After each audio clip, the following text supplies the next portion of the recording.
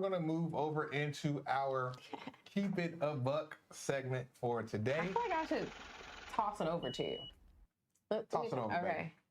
Now, I would like to pass it over to Dion Pouncil for today's Keep It a Buck message. Okay, so. Did you like that? I like it, baby. Thank you. You're welcome. Okay, so keeping it a buck for today. If you want to fly, okay, you're going to have to get rid of all of the weight that's holding you down. Okay?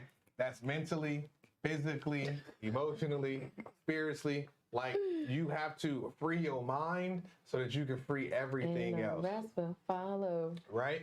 And so, you know, a lot of people, we have aspirations, we have goals, we want to do X, Y, and Z. But then when we start really counting the cost of what it's going to take, we don't necessarily want to do what it takes to get to level 10 or excel at a level 10. So you have to release and let go of everything at level 9. Sometimes that's people and relationships.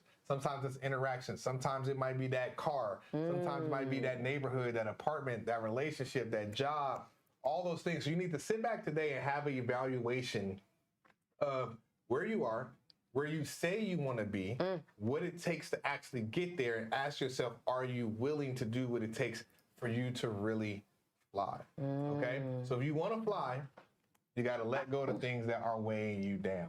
All right? How does that relate to trading?